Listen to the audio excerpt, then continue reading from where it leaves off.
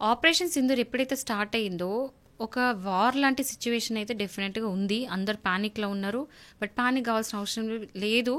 But still ఏందంటే కొన్ని జాగ్రత్తలనేది public పాటించాలని చెప్పేసి గవర్నమెంట్ ఒకటి చెప్తుంది. అందులో ప్రైమర్లీ ఏంటంటే మీకు సంబంధించిన ఏవైతే డాక్యుమెంట్స్ ఉంటాయంటే ఇంపార్టెంట్ డాక్యుమెంట్స్ పాస్‌పోర్ట్ గాని, ఆధార్ కార్డ్ లేకపోతే ల్యాండ్ పేపర్స్ అలాంటి ప్రాపర్టీ పేపర్స్ అట్లాంటివి ఏమున్నా కూడా ఒక పౌచ్‌లో పెట్టుకొని సేఫ్‌గా మీ దగ్గర హ్యాండీగా పెట్టుకొని, అలా కాకుండా ఒక బ్యాగ్‌లో ఎలా అంటే మీకు కావాల్సిన మెడిసిన్స్ అండ్ మీకు ఒక 2-3 పేజ్ ఆఫ్ బట్టలు అండ్ మీకు డైలీ అవసరమైన కొన్ని ఏవైతే డైలీ అవసరమైన యూజ్ చేసుకునే వస్తువులు ఉంటాయి అవన్నీ కూడా ఎవరి బ్యాగ్ వాళ్ళు సపరేట్ ప్యాక్ చేసుకొని పెట్టుకోండి అని చెప్పేసి గవర్నమెంట్ చెప్తుంది.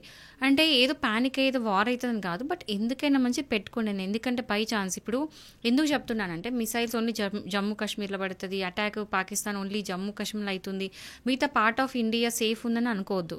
సేఫ్ అంటే సేఫే ఉన్నాం, బికాజ్ మనం చాలా సేఫ్ హ్యాండ్స్లో ఆర్మీ వాళ్ళు ఉన్నారు, మనం ఖచ్చితంగా సేఫ్ ఉన్నాం. బట్ మంచి చెడు రెండు ఆలోచించుకోవాలి కాబట్టి ఒక విధంగా సేఫ్టీ తీసుకోవడం మంచిది. సో ఎక్కడ ఎప్పుడు ఏమవుతుందో యుల్ నెవర్ నో, మనకి ఎప్పుడు ఏమవుతుందో తెలియదు కాబట్టి ఇవి కొన్ని ఇట్లాంటివి కొన్ని మీరు అరేంజ్ చేసి పెట్టుకోవడం ఎందుకైనా మంచిదని చెప్తున్నాను. అది కాకుండా ఇప్పుడు ఏంటంటే వాళ్ళ దగ్గర ఎలాంటి ఇంకా మనని అటాక్ చేయలేకపోతున్నారు, ఓడిపోయే స్టేజ్లో ఉన్నారు కాబట్టి సైబర్ క్రైమ్స్ సైడ్ వాళ్ళు పాకిస్తాన్ వాళ్ళు వెళ్తున్నారు. ఏం చేస్తున్నారంటే మన లొకేషన్స్ అన్నీ కూడా ఆఫ్ చేయమని చెప్తున్నారు. సో అందరు కూడా లొకేషన్ ఆఫ్ చేసి పెట్టుకోండి. ఇది కాక ఇప్పుడు వాట్సాప్లలో అండ్ ఫోన్స్లలో రకరకాల ఓటీపీస్ పంపించి లింక్స్ పంపించి అన్నోన్ నెంబర్స్ని కాల్ చేస్తే కనుక అది ఎత్తొద్దు. ఎందుకంటే వాటి ద్వారా మీ ఫోన్ హ్యాక్ చేసి వాళ్ళకి కావాల్సిన ఇన్ఫర్మేషన్ అంతా తీసుకుంటారు. అండ్ ఈ సైబర్ అటాక్ వల్ల మీరు మనీ లూజ్ అయ్యే అవకాశం కూడా ఉంది.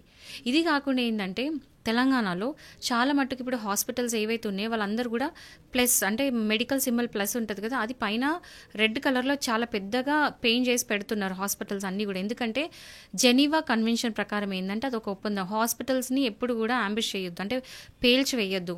ఎప్పుడు కూడా హాస్పిటల్స్ని పేషెంట్స్ ఉంటారు కాబట్టి అది సేఫ్గానే ఉంచాలి.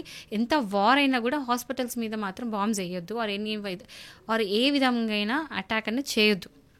అందుకోసం చేసి ప్లస్ సింబల్ అనేది హాస్పిటల్స్ పెయింట్ చేసి పెడుతున్నారు. సో ఇది కూడా మీరు చూసుకోండి అలాంటి ఏమైనా. అండ్ ఇది కాకుండా వీడియోస్ తీయడాలు, ఒకవేళ ఏదైనా ఆర్మీ మూవ్మెంట్ ఉన్నా లేదా ఇక్కడ ఏదైనా ఉన్నా ఏది కూడా లీక్ చేయొద్దు. ఎందుకంటే ముంబై అటాక్ అప్పుడు ఏం జరిగిందో అందరు తెలుసు. లైవ్లో నడిపించి మొత్తం లీక్ చేసి మన ఆర్మీ మెన్ ఎంతోమందిని కోల్పోయినాం. ఇప్పుడు చాలామందికి అవేర్నెస్ పెరిగింది, ఎడ్యుకేట్ అయి ఉన్నారు, మీ అందరికీ తెలుసు అనుకుంటున్నాను. ఏది కూడా లైవ్లో పెట్టొద్దు, ఎలాంటి వీడియోస్ బయట లీకేజ్ అనేది చేయొద్దు. ఎంతవరకు పెట్టాలో ఈవెన్ సోషల్ మీడియా కూడా రెస్పాన్సిబుల్గా ఫీల్ అయ్యి ఇన్ఫ్లుయెన్సర్స్ కూడా రెస్పాన్సిబుల్గా ఉండి ఎంతవరకు వీడియోస్ పెట్టాలో అంతవరకు పెట్టండి. ఏ వీడియో కూడా లీక్ చేయకండి. ఇంకోటి ఏంటంటే గవర్నమెంట్ నోటిఫికేషన్స్ ఇస్తుంది. సో ప్రతి ఒక్కరు మొబైల్స్లో అలర్ట్ అనేది ఆన్ చేసుకోండి.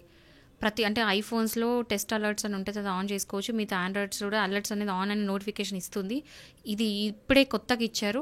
సో అందరూ కూడా నోటిఫికేషన్స్ అంతా అలర్ట్గా ఉండుకుంటే అది ఆన్ చేసుకొని పెట్టుకోండి. సో దట్ మీకు ఎప్పటికప్పుడు నోటిఫికేషన్స్ వస్తాయి. అది కాకుండా ఎందుకైనా మంచిది మీ ఫోన్లో ఎప్పుడు ఛార్జ్ పెట్టుకోండి అండ్ పవర్ బ్యాంక్స్ కూడా ఆన్లో పెట్టుకోండి. ఫుడ్ కూడా ఒక 2 monthsకి సరిపడా ఫుడ్ అంతా కూడా అరేంజ్ చేసి పెట్టుకోండి.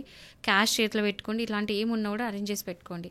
బట్ నిజంగా చెప్తున్నాను, పానిక్ అవ్వడానికి అయితే డెఫినెట్గా ఏమీ లేదు.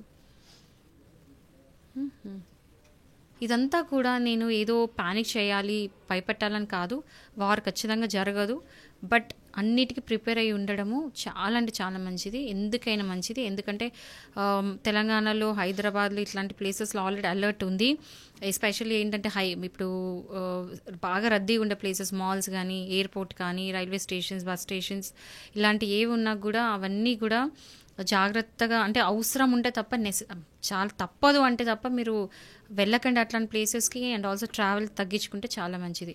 సో ఇట్లాంటి కొన్ని జాగ్రత్తలు అట్లీస్ట్ ఇది పీస్ఫుల్ అయ్యే వరకు, కొంచెం ఇదంతా కూడా కూల్ డౌన్ అయ్యే వరకు ఇది పాటిస్తే పబ్లిక్కి మంచిది. బట్ ఎవరు కూడా పానిక్ అవ్వద్దు, ఎవరికి ఏం కాదు. ఎందుకంటే మన అందరం కూడా ఆర్మీ ఉన్నారు మనకి, మనం చాలా అంటే చాలా సేఫ్ హ్యాండ్స్లో ఉన్నాం.